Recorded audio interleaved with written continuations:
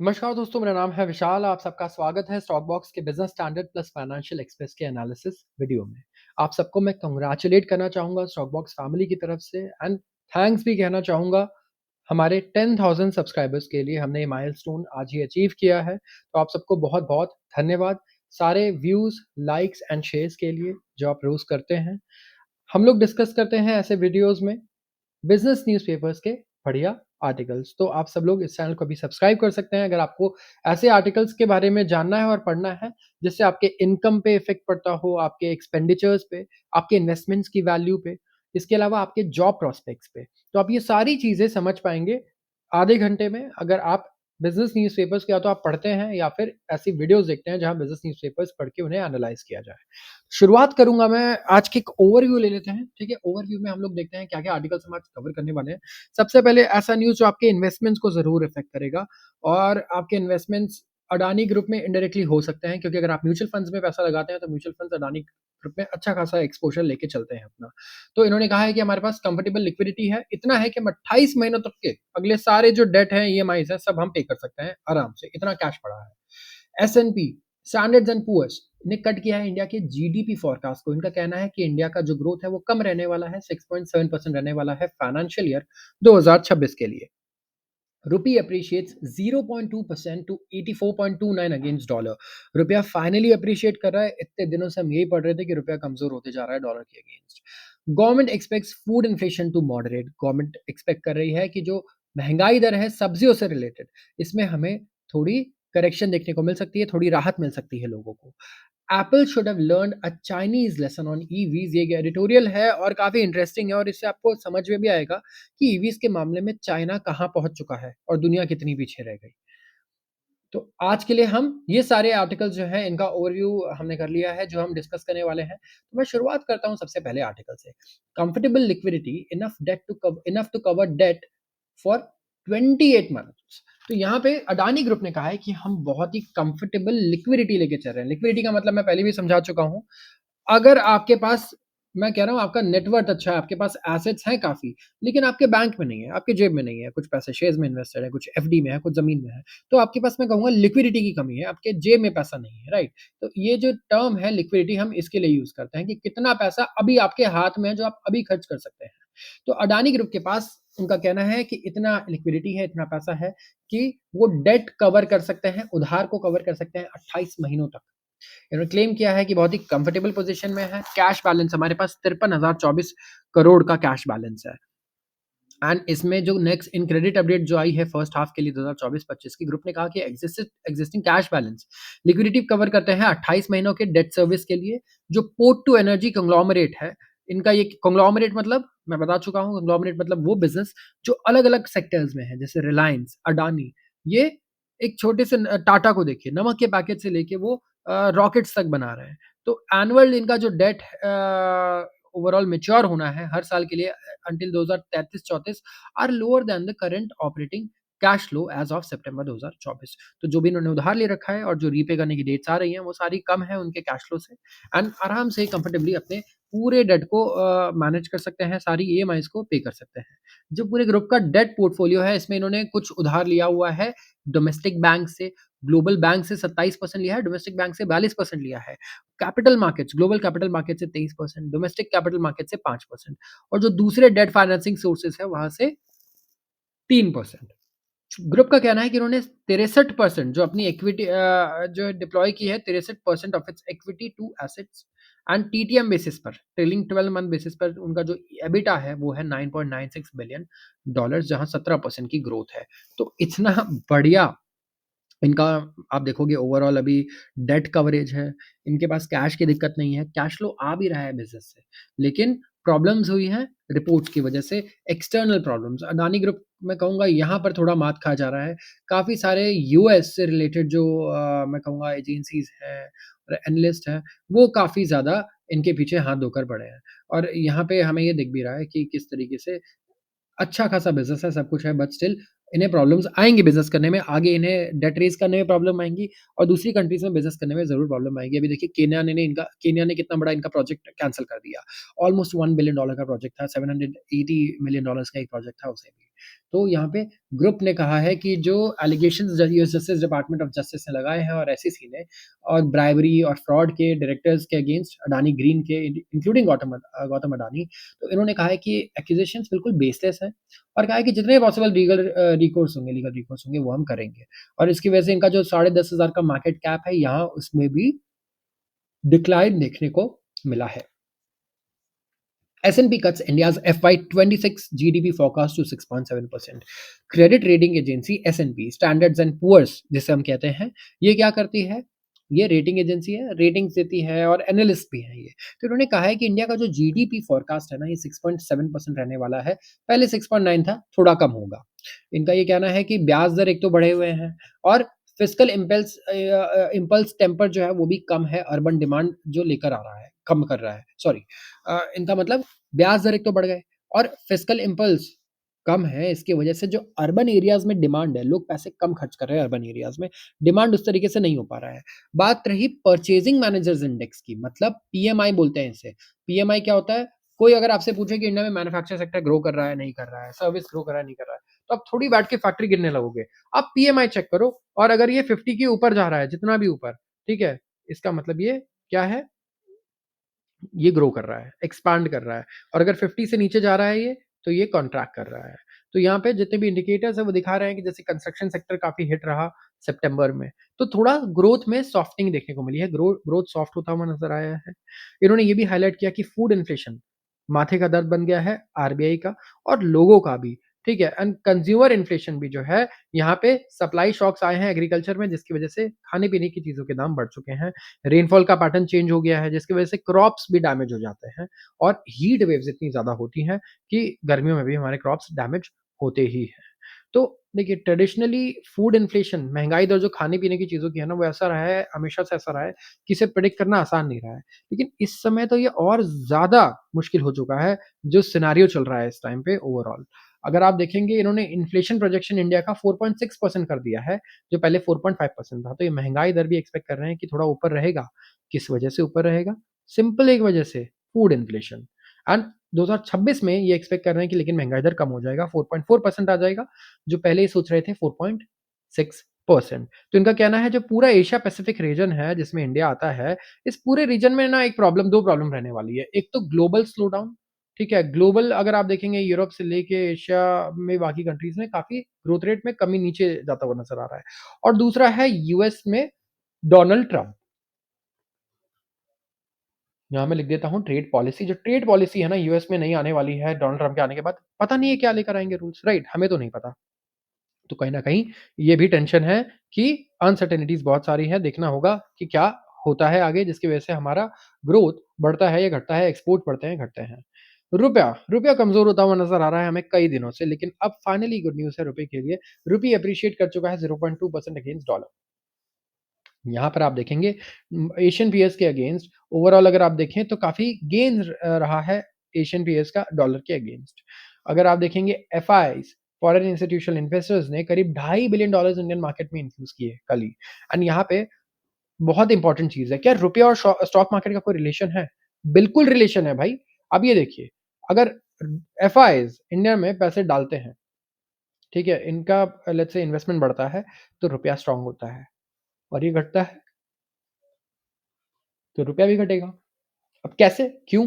बहुत ही सिंपल है देखिए, यहाँ पर आप ये देखिए कि आप अगर मलेशिया में इन्वेस्ट करना चाहते हैं, तो आप थोड़ी इंडियन रुपीज़ ही खरीद लेंगे। आपको सबसे पहले क्या करना पड़ेगा? मलेशियन करेंसी खरीदनी होगी और उससे आप फिर पे करेंगे। तो मलेशियन खरीदने के लिए करेंसी खरीदने के लिए आपको रुपया बेचना होगा। तो इससे रुपया कमज़ोर होगा, मलेशियन करेंसी स्ट्रॉन्ग होगी और वहाँ के प्रोडक्ट्स की डिमांड भी बढ़ेगी, प्राइस बढ़ेंगे। ठीक है? डिमांड से प्राइस बढ़ता है। यहाँ पे सेम चीज़ है। इंडिया में जब वो पैसा लगाते हैं शेयर मार्केट में, तो पहले रुपया खरीदते हैं और उसके बाद शेयर्स खरीदते हैं, जिसकी वजह से शेयर्स के दाम बढ़ते हैं और रुपए के भी दाम बढ़ते हैं हमारे। मार्केट पार्टिसिपेंट्स का कहना है कि आरबीआई ने भी यहाँ पे इंटरवेंशन किया है। आरबीआई क्या करता है, जब रुपया कमज़ोर होने लगता है डॉलर के अगेंस्ट, रुपए की डिमांड जब कम हो जाती है, तो रुपए की डिमांड को बढ़ाता है। कैसे? रुपया बाय करता है, डॉलर बेचता है, जिसकी वजह से क्या होगा, डॉलर बेचने की वजह से आरबीआई के पास डॉलर रिज़र्व्स हैं $700 बिलियन के। तो जब डॉलर की डिमांड बहुत ज़्यादा है, तो डॉलर की सप्लाई को आप बढ़ाओ, तो डॉलर के प्राइस स्टेबल होने लग जाएगा और स्टेबिलिटी में आरबीआई काफ़ी मदद भी करता है लोगों की रुपए की।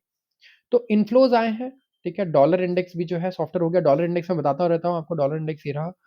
डॉलर के अगेंस्ट क्या वज़न है बाकी दूसरी करेंसीज़ का कंपैरिज़न, तो ये डॉलर इंडेक्स है जिसे हम लोग डीएक्सवाई बोलते हैं। तो आरबीआई ने डॉलर जो है वो बाय किया है स्मॉल अमाउंट्स में। डॉलर इंडेक्स भी 106.9 आ चुका है यहाँ पे। अगर यील्ड की बात करें तो 10 ईयर यूएस में जो यील्ड है वो नीचे जा चुका है। शॉर्ट टर्म यील्ड्स अभी भी एलिवेटेड है, महँगे हैं। अब यहाँ पे इकोनॉमिक डेटा की बात करते हैं। डॉलर इंडेक्स ना हो सकता है ऊपर ही रहे। क्यों? बढ़ा क्यों रहेगा? एक तो यूरोप में ना इकोनॉमिक वीकनेस है। अब जर्मनी को देखिए, जर्मनी में अभी हमने देखा कल का न्यूज़पेपर आप कवर कीजिए, बॉश लोगों को फायर कर रहा है। वोक्सवैगन अपने प्लांट्स बंद करने की बात कर रहा है, कह रहा है कि ग्रोथ ही नहीं है जर्मनी में, जिसकी वजह से क्या है, हमें चैलेंजेस फेस करने होंगे। यूएस इकोनॉमिक डेटा स्ट्रॉन्ग आ रहा है काफ़ी। 5% राइज़ आया है ऑयल प्राइसेज़ में पिछले हफ्ते due to escalating tensions in Russia and Ukraine conflict. इसके बाद जो इम्पोर्टेंट न्यूज़ है वो मैं कहूँगा यही है कि रुपया डॉलर जो ये एक्सपेक्ट कर रहे हैं कि रेंज में ही ट्रेड करेगा। एंड जो डेवलपमेंट्स आने वाली हैं आगे, हो सकता है इंडिया का ट्रेड बैलेंस खराब हो। मतलब ट्रेड बैलेंस मतलब इम्पोर्ट और एक्सपोर्ट का जो हमारे ओवरऑल ट्रेड है, इसमें हो सकता है हमारे इम्पोर्ट्स हर्ट हो जाएँ, एक्सपोर्ट हर्ट हो जाएँ। ये दोनों चीज़ें हो सकती हैं, तो ये एक प्रॉब्लम है हमारे लिए, इंडिया के लिए। आते हैं अगले आर्टिकल पर। Government expects food inflation to moderate. Government expect कर रही है कि फूड इन्फ्लेशन ना मॉडरेट हो सकता है। यहाँ पे bumper kharif harvest will lower food inflation in the coming months. India's short term economic outlook is cautiously optimistic. यहाँ पे किस चीज़ की बात हो रही है? खरीफ हार्वेस्ट की। अब आप में से कई लोग कहेंगे भाई मैं सब्ज़ी नहीं खरीदता हूँ, मेरे घर में मॉम-डैड करते हैं या कोई और करता है, इसलिए मुझे इसके रेट्स नहीं पता और ये क्या फ़ायदा इसके बारे में ज़्यादा कुछ फ़ॉलो करके कि सब्ज़ी क्या चल रहा है, क्या नहीं चल रहा है। लेकिन देखिए ये बिल्कुल बकवास की बात है। मैं बता दूँ, आप अगर ईएमआई लेने का सोच रहे हैं, आपकी ईएमआई चल रही है, वो ईएमआई पूरी तरीके से डिपेंड करती है कि आपके सब्ज़ी के दाम इस टाइम पे क्या चल रहे हैं, तो बड़ा इम्पोर्टेंट है। आरबीआई में इतने बड़े-बड़े इकोनॉमिस्ट हैं, कंपनीज़ हैं, दूसरी रेटिंग एजेंसीज़ हैं, सब सब्जियों के दाम भी ट्रैक करता है। वो ये तक देखते हैं इस बार प्रोडक्शन टमाटर के कम हुए हैं या घटे हैं। क्योंकि इस टाइम पे आरबीआई ब्याज दर तभी घटाएगा जब हमारा फूड इन्फ्लेशन नीचे आएगा। फूड इन्फ्लेशन में यही सब चीज़ें आती हैं, टमाटर से लेके दाल, चावल और सारी वेजिटेबल्स और मैं कहूँगा फूड आइटम्स। तो यहाँ पे एक्सपेक्ट कर रहे हैं कि एग्रीकल्चर प्रोडक्शन जो है बहुत बढ़िया रहेगा और इन्फ्लेशन जो आउटलुक जो है वो इससे काफ़ी हमारा इम्प्रूव हो सकता है। खरीफ प्रोडक्शन इस बार बढ़िया रहने वाला है और डोमेस्टिक इन्फ्लेशन और सप्लाई चेन जो है हमारा ये जो प्रॉब्लम क्रिएट हुआ है ये थोड़ा नॉर्मलाइज़ होगा, मॉडरेट होगा फिलहाल एट लीस्ट। अभी रिटेल इन्फ्लेशन 14 महीने के हाई पर चला गया था इंडिया में, 6.2% पे आ गए थे हम अक्टूबर में। आप ये सोचिए सब्ज़ी के दाम आप खुद देख सकते हैं बाहर जाके कितने महँगे हैं। इसकी वजह से क्या हुआ, आरबीआई को रेपो रेट 6.5% पे रखना पड़ा। आप सोचिए ये रेपो रेट अगर 4% आ जाए, 3% आ जाए, आपके लोन यहाँ से कितने सस्ते हो जाएँगे। आपके ब्याज दर अगर 2% भी सस्ते हो जाते हैं ना, 9% से अगर 7% आ जाते हैं, 11% से 9% आ जाते हैं, बहुत बड़ा फ़र्क पड़ेगा आपके ईएमआई पे और 25-30 साल के लोन पे लाखों करोड़ों का फ़र्क पड़ेगा, ठीक है? तो ये बहुत इम्पोर्टेंट है ट्रैक करना और इस वक़्त जो आप डिसीज़न ले रहे हो, वो ये देख कर के भी ले सकते हो। अगर आपको लोन लेना है कि लोन कब से सस्ते होने शुरू होंगे, ये जानना भी बहुत ज़रूरी है। तो फ़ेवरेबल मॉनसून जो है यहाँ पे हमारी मदद करने वाला है। एक ना ग्रोथ भी जो है हमारी मिनिस्ट्री एक्सपेक्ट कर रही है 6.5 से 7% इस साल। इंडिया का जो एक्सपोर्ट रिकवरी है वो एनकाउंटर कर सकता है चैलेंजेस, सॉफ्टनिंग डिमांड की वजह से and in developed market. Developed market में तो देखिए डिमांड कम हो रहा है, पूरी दुनिया में हमें देखने को मिल रहा है। जियोपॉलिटिकल डेवलपमेंट्स ऐसे हो रहे हैं जिसकी वजह से अनसर्टेनिटी है। पॉलिसी डिसीजंस पता नहीं next administration Donald Donald Trump की क्या रहने वाली है। यूरोप में हमें वीकनेस देखने को मिल रहा है। चाइना अच्छे से रिकवर नहीं कर पा रहा है। इंडिया में अगर अभी आप देखेंगे तो इंटरनेशनल कमोडिटी प्राइसेस गिरने की वजह से हमें थोड़ी मदद मिली है। ओवरऑल हमारा मर्चेंडाइज़ इम्पोर्ट काफ़ी अच्छा रहा है, स्ट्रॉन्ग डिमांड रहा है, डोमेस्टिक डिमांड। इसकी वजह से लेकिन हमारा डेफ़िसिट भी बढ़ा है। इम्पोर्ट बढ़ता है, एक्सपोर्ट वहीं रहता है, तो हमारा डेफ़िसिट इंक्रीज़ हो जाता है, जो हम नहीं चाहते हैं। फॉरेन पोर्टफोलियो इन्वेस्टर्स जो है अक्टूबर में नेट सेलर्स रहे बन गए थे, तो इन्होंने काफ़ी स्टॉक्स बेचे हैं इंडिया में, लेकिन नवंबर में स्थिति थोड़ी पलटती हुई नज़र आ रही है।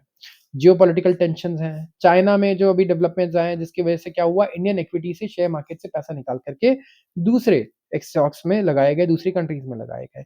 लेकिन एफडीआई ये अच्छा खासा इंडिया में आया है। तो कल मैंने एफडीआई से रिलेटेड क्वेश्चन पूछे थे एंड मैं कहूँगा सबने बिल्कुल सही आंसर दिया है। सबके आंसर्स में अलग-अलग पॉइंट्स भी हैं, which is a good thing. अब यहाँ पे एक बहुत इम्पोर्टेंट चीज़ है। मैंने ये कहा आपको कि फूड इन्फ्लेशन जो है वो थोड़ा आगे कम होगा, लेकिन ऑलरेडी ये ऊपर तो है, फूड इन्फ्लेशन ऊपर है लेकिन मेरा सवाल ये है कि फूड इन्फ्लेशन को इग्नोर करने के लिए कहा गया कई लोगों द्वारा आरबीआई को, लेकिन आरबीआई यहाँ पे मान नहीं रहा। आरबीआई ने कहा कि नहीं, ये बहुत इंपॉर्टेंट है और इन्होंने कहा कि इससे स्पिल ओवर इफेक्ट आ सकता है। तो स्पिल ओवर इफेक्ट आप कमेंट सेक्शन में बताएं कि क्या होता है। हम पहले भी डिस्कस कर चुके हैं और इसकी वजह से क्यों हम लोग अपने इंटरेस्ट रेट्स को अभी नहीं घटा रहे हैं या नहीं घटा सकते हैं आरबीआई के अकॉर्डिंग। आते हैं अगले आर्टिकल पे। Apple should have learn a Chinese lesson on EVs. यहाँ पे बात हो रही है चाइना की और एप्पल की, मैं बोलूंगा यूएस की आप बात करो। ठीक है, अमेरिका में इलेक्ट्रिक व्हीकल्स रिट्रीट कर रहे हैं। जनरल मोटर्स, फोर्ड मोटर्स, सबने जो एक्सपेंशन प्लान थे ना अपने खत्म कर दिए। बोला हम जॉब्स अब कट कर रहे हैं और डिमांड तो आ नहीं रही है बैटरी कार्स की, तो फिर हम करेंगे क्या बना करके। एनालिस्ट ने जो 2 साल पहले प्रेडिक्ट किया था ना कि टेस्ला की इनकम इतनी होगी, इतने कार बिकेंगे, बारली 1/3 कार बिक रही है उससे, उसके कंपैरिजन में, जो 2 साल पहले की एक्सपेक्टेशंस थी। एप्पल ने अपना जो 10 साल की जो पूरी मेहनत थी और multi billion dollar secretive project था ईवी बनाने का एक, उसको भी स्क्रैप करके खत्म कर दिया। अब बात करते हैं समुंदर पार की, मतलब चाइना की। बैटरी और प्लग इन कार्स जो सिर्फ 5% थे ओवरऑल 2020 में सेल्स के, अब 50% हो चुके हैं चाइना के कार सेल्स में अक्टूबर में। ठीक है? ना कि only 1 out of top 10 sellers जो है वो विद अ प्लग आया है। इवन जो थ्रेट ऑफ टैरिफ्स है ट्रेड पार्टनर्स से, वो भी मुश्किल से ही रोक पाए हैं इनके ग्लोबल एम्बिशंस को। यूरोप टैरिफ लगा रहा है, यूएस टैरिफ लगा रहा है, इन्हें कुछ फ़र्क नहीं पड़ता। इनकी जो कार कंपनीज़ हैं, बहुत ही बढ़िया कर रही हैं इस वक़्त, बहुत ही बढ़िया ग्रोथ दिखा रही हैं। चाइनीज़ कार कंपनीज़ इस टाइम पे डोमिनेट कर रही हैं पूरी दुनिया में। अगर आप टेक्नोलॉजी के बारे में देखिए, कॉस्ट इतना कम है, ठीक है? इसके अलावा इनोवेशन भी है, कार्स खराब नहीं है, एक्चुअली अच्छी क्वालिटी की कार्स हैं, बहुत बढ़िया रेंज भी है इनके पास। एंड इन्होंने वो कर दिखाया है जो 10-10 साल से कंपनीज़ बिलियंस ऑफ डॉलर्स लगा रही थी, वो भी नहीं कर पाई। अब आपने Xiaomi, Redmi बहुत सारे फ़ोन्स यूज़ किए होंगे, इंडिया में तो बहुत बड़ा नाम है Xiaomi का। इन्होंने स्मार्टफ़ोन बनाए, स्मार्ट वॉच बनाए, पावर बैंक्स बनाए और अचानक से इन्होंने कार बनाने का सोचा, ठीक है? इन्होंने इमिटेशन किया एक एप्पल का, एप्पल ने जैसे कार प्रोजेक्ट जैसे ही बंद किया, ठीक है? वैसे ही इन्होंने अपना कार प्रोजेक्ट शुरू किया। इन्होंने कहा कि हम ऐसी कार लेकर आएँगे जो काफ़ी तेज़ चलेगी। मतलब पोर्शा टाइकन से भी ज़्यादा तेज़ इसका पिकअप होगा, बट इसकी कॉस्ट सिर्फ़ टोयोटा कैमरी जितनी होगी। एंड ये ऐसी कार लेकर आए जिसका नाम है SU7 ईवी। SU7 ईवी इन्होंने लॉन्च की इस साल, जो पोर्श टाइकन से ज़्यादा फ़ास्ट है, लेकिन इसका इतनी सस्ती, टोयोटा कैमरी जितनी सस्ती है। इसके शेयर ऑलमोस्ट Xiaomi के डबल हो चुके हैं, SU7 जब से लॉन्च हुआ है। और Xiaomi ही नहीं, एक चाइनीज़ स्मार्टफ़ोन मेकर है जो रोड पर आ रहा है इस वक़्त। यहाँ पे अगर आप देखेंगे और भी, जैसे हुआवे टेक्नोलॉजीज़ का नाम सुना है सबने, हुआवे के फ़ोन्स देखे हैं। इन्होंने पार्टनरशिप की है चोंगकिंग सोकुन ऑटोमोबाइल ग्रुप के साथ। स्मार्टफ़ोन कंपनी, ऑटोमोबाइल कंपनीज़ या तो जो पार्ट्स बना रही है या फुली ऑटोमोबाइल कंपनीज़ है, उनके साथ पार्टनरशिप कर रही है, जॉइंट वेंचर कर रही है और बढ़िया-बढ़िया कार्स लॉन्च कर रही है। और हमें यही चीज़ देखने को मिली यूएस में, अगर कंपेयर करें, तो कोई किसी के साथ पार्टनरशिप नहीं करना चाहता। सब अकेले सब कुछ करना चाहते हैं, अकेले डोमिनेट करना चाहते हैं मार्केट को। जैसे एप्पल की बात करें, इनके पास टेस्ला को बाय करने की अपॉर्च्युनिटी थी। एप्पल के पास मैक्लारेन ऑटोमोटिव बाय करने की अपॉर्च्युनिटी थी, जो उन्होंने छोड़ दी। पार्टनरशिप करने की अपॉर्च्युनिटी थी मर्सिडीज बेंज ग्रुप एजी के साथ, लेकिन सम रीज़न उन्होंने वो भी छोड़ दिया। तो earlier this year a conviction that they'd be better off producing vehicles in house, ठीक है? ब्लूमबर्ग बिज़नेस वीक ने रिपोर्ट किया कि कन्विक्शन ये था इनका कि हम ये गाड़ियाँ जो है इन हाउस ही बना लेंगे, बिना किसी की मदद के, जिसमें वो मिज़रेबली फेल हुए हैं। बहुत बेकार फेलियर हुआ, बिलियंस ऑफ डॉलर्स का नुकसान भी हुआ। तो जो बिज़नेस ऑफ कार मेकिंग है ना चाइना में, बड़ा ही प्रोमिस्कुअस है, बहुत अट्रैक्टिव है। सबसे आयरॉनिक एस्पेक्ट तो है फ्रैंटिक पार्टनर स्वैपिंग। ये एक दूसरे से इस तरीके से पार्टनर स्वैप करते रहते हैं, ये कंपनीज़ पार्टनरशिप करते रहती हैं, जो एप्पल वगैरह को अगर आप देखें तो बिल्कुल उल्टा है इससे, ठीक है? जैसे अगर एप्पल की बात करें, तो टिम कुक ने क्या किया, जो कोलोराडो में, कैलिफ़ोर्निया में इनकी मैन्युफैक्चरिंग होती थी स्मार्टफ़ोन्स की, उसको इन्होंने हटा करके पूरी दुनिया में शिफ्ट कर दिया। आज south America, India, Taiwan, Indonesia या फिर आप कितनी कंट्रीज़ साउथ एशिया की अगर मैं बात करूँ, अच्छी खासी कंट्रीज़ में इनके आईफ़ोन प्रोड्यूस होते हैं और एक भी रुपए का प्रोडक्शन ये खुद नहीं करते हैं। इन्होंने एक चीज़ रियलाइज़ की कि असेंबली करना और मैन्युफैक्चरिंग करना बिल्कुल भी प्रॉफ़िटेबल काम नहीं है, बिल्कुल अनप्रॉफ़िटेबल ग्रंट वर्क है ये। ये हम किसी और से करवाएँगे। हम फ़ोन को डिज़ाइन करेंगे, हम फीचर्स लाएँगे, इनोवेशन करेंगे, पैसा उसमें है, मार्जिन उसमें है और ये बहुत सक्सेसफुल रहा है इस चीज़ में। तो जो पॉलिसी थी, ये वर्ल्ड चेंजिंग सक्सेस थी, लेकिन जो चाइनीज़ कार इंडस्ट्री है, rather than Apple itself appears to have taken the lesson to heart. तो यहाँ पे एप्पल की जगह जो चाइनीज़ कार कंपनीज़ हैं, उन्होंने एप्पल की स्ट्रैटेजी अपनाई और आज वो बहुत ज़्यादा सक्सेसफुल हो चुके हैं यहाँ पर। अगर बात करें प्रोटेक्शनिज़्म का, डोनाल्ड ट्रम्प के आने के बाद करीब $79 बिलियन जो है टैरिफ में ऐड हुए हैं, जिससे $625 टैक्स एक्सपेंस में ऐड हुआ है एवरी अमेरिकन हाउसहोल्ड के लिए। यहाँ पे अगर बात करें एप्पल के ओवरसीज़ बेस का जो 64% था 2012 में, 22% रह गया है इस साल। एंड यहाँ पे गवर्नमेंट, यूएस गवर्नमेंट और मतलब टैरिफ लगा रही है, रेस्ट्रिक्शंस लगा रही है कि किसी भी तरीके से चाइना जो है हाईटेक ना बन जाए, उनसे ज़्यादा एडवांस टेक्नोलॉजीज़ ना बना ले और ये मैन्युफैक्चरिंग जॉब्स को भी यूएस में वापस लेकर आना चाहते हैं। तो ये जो प्रॉब्लम है, इससे होगा ये कि जो कोशिश कर रहे हैं जॉब्स लाने की, करीब 7 लाख जॉब्स इससे जा सकती हैं अगर ये टैरिफ्स लगाई जाती हैं तो। जितनी ऐड हुई हैं अभी तक 2017 से जनवरी से लेकर 2024 तक 5,07,000 मैन्युफैक्चरिंग जॉब्स क्रिएट हुई, लेकिन 7 लाख जॉब्स चली जाएँगी। तो what has all that achieved? Right now China has EV industry. China के पास एक ऐसी ईवी इंडस्ट्री है जिससे पूरी दुनिया जलती है, एनवी करती है एंड डरती भी है। ठीक है? एंड एप्पल का जो अटेम्प्ट है कि वो कार को इन हाउस बनाए, मैन्युफैक्चरिंग करे, किसी से कोई मदद ना ले, स्क्रैच से बनाए, वो तो स्टार्टिंग ब्लॉक से भी आगे नहीं निकल पाया, तो क्या ये वर्थ इट था? तो आज के लिए बस इतना ही। अगर आपको ये वीडियो पसंद आई हो तो ज़रूर इसे लाइक करें और चैनल को भी सब्सक्राइब कर लें अगर आप ऐसी ही वीडियोज़ रोज़ देखना चाहते हैं तो। आप सबका बहुत-बहुत धन्यवाद।